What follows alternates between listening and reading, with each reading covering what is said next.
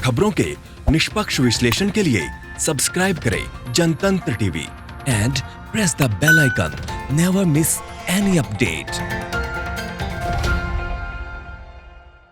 आपको बता दें कि 2 महीने पहले शुरू हुआ प्रवासी मजदूरों का पलायन आज भी जारी है। वजह है देश में लागू लॉकडाउन।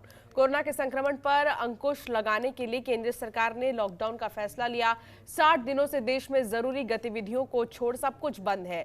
नतीजा, देश के करोड़ों लोगों पर बेरोजगारी की तकड़ी मार पड़ी है। इसमें 9.3 करोड़ सिर्फ मजदूर ही हैं। रिपोर्ट देखिए।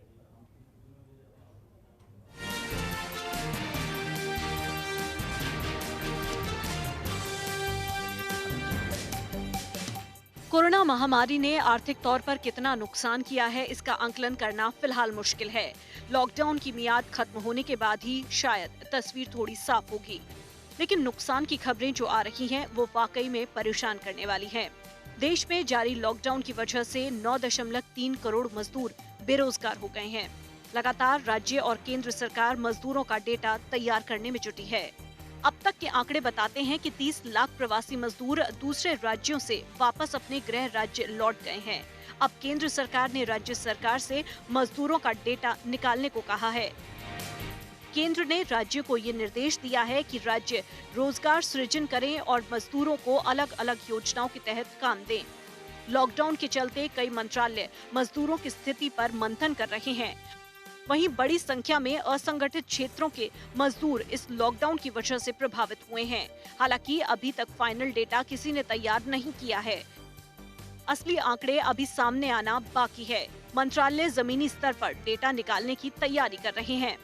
Manufacturing, hospitality, tourism, construction, trade, MSME और ऑटो इंडस्ट्री में काम करने वाले मजदूर सबसे ज्यादा लॉकडाउन की वजह से प्रभावित हुए हैं।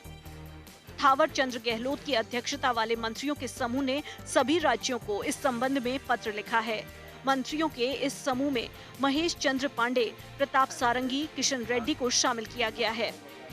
डेटा के फॉर्मेट को इस तरह से रखा गया है कि मजदूरों को उनके स्किल, पसंद के काम, किन जगहों पर वो पलायन से पहले काम कर रहे थे, सबका विवरण इसमें शामिल होगा। इस फॉर्मेट में गांव, तहसील और जिले का भी विवरण किया जाएगा। श्रम मंत्रालय राज्य और केंद्रीय मंत्रालयों से ये डेटा शेयर करेगा। मजदूरों का डेटाबेस, जॉब कार्ड का विवरण भी जुटाने की कोशिश की जाएगी।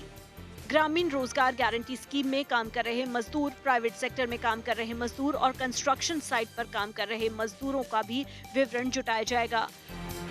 श्रम मंत्रालय के मुताबिक ऐसे मजदूरों को गरीब कल्याण योजना और निर्माण कार्य में जगह दी जाएगी।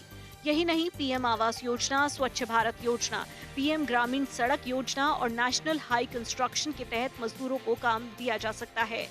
कौशल ऐप के जरिए राज्यों में प्रवासी मजदूरों को ट्रेनिंग दी जाएगी। श्रम मंत्रालय प्राइवेट कंपनियों को भी पत्र लिखकर रोजगार उपलब्ध कराने की मांग करेगा। बिजनेस डेस्क, जनतंत्र टीवी।